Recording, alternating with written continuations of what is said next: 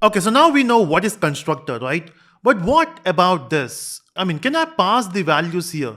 What if I don't want to assign values like 12 and John? What if I want to customize it? So what I want is every time I create the object, I should have an option of passing those values, not 12 and John every time. Can we do that? Of course, you can assign the values later with the help of set methods. But what if I have an idea where, hey, let's go with this object as well, the second object. And in the second object, I want to pass the values. The first object, I want it to be default.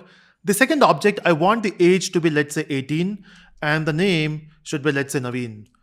Can we do that?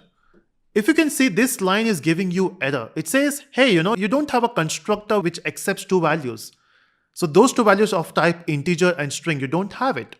And if you go up, actually you don't have it. You don't have a constructor which takes two parameters. Can we do that? Let's try.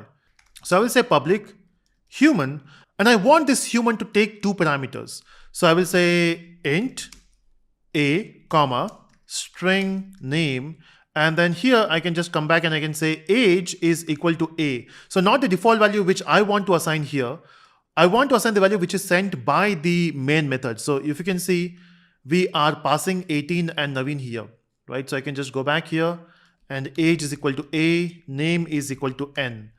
Now, if you look at this particular constructor here, it is taking some parameter. So this constructor is called a parameterized constructor. Oh, I should say this is n. Now, what is the difference between normal constructor and a parameterized constructor is, in fact, this normal constructor is also called a default constructor. Now we'll discuss why this is called default constructor. So this is called a default constructor. This is called a parameterized constructor because we have parameters there, and whatever value you pass here will be assigned. Now you can use both syntax. You can either create an object by not specifying any parameter or arguments, and you can create an object with the help of values, which we are passing it here. So this is parameterized and this is default. Now what I will do just to explain this is I will just copy the same line and I will print the values for obj1 this time, not for obj1. So basically we are printing both, and let's see what the output is. Compile, run. You can see we got the first object John 12. The second object is not John and 12, it is Navin and 18 because you are passing those values. Now what I will do is I will remove this part just to explain you something.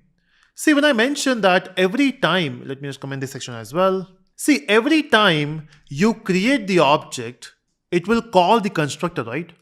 But then if you see, I have removed the constructor. Will this work? And it was working before. Remember when we started this example of human, we were not having any constructor. It was still working.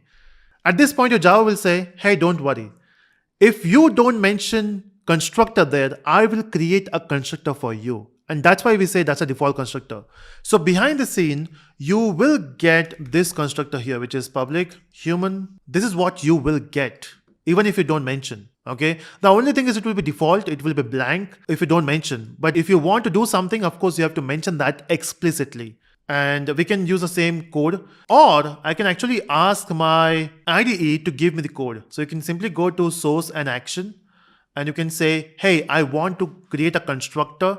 But which constructor? So I want a constructor which takes both these arguments, and I also want a default constructor. Source action, I want a constructor which is default. You can see we got two constructors. There's only one change. The syntax which we have returned was a and name. And here if you can see we have age and name. And to make it work, we have to use this keyword. I hope you remember this keyword video previously. And that's how it works. It has the same way which works. The only thing is we have to assign the values here. I will say age is equal to 12 and the name is John. So that's how we can basically use a default constructor and a parameterized constructor. Of course, we can create some more constructor here. What if you want to just specify the name, not the roll number? So you can say, I want a constructor, source action, and I want a constructor which takes only name. So you can say we got a constructor which only takes a name.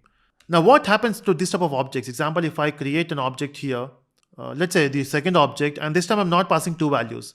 I'm just passing one value which is name. In this case, the age will be 0. So what you can do is, even if you're accepting name, you can assign the age by yourself. You can say 12. You can say age because there is no confusion, or you can also say this dot age just to maintain the uniformity. Okay, so that's how we use constructors, default constructors, parameterized constructors, and yeah, that's it.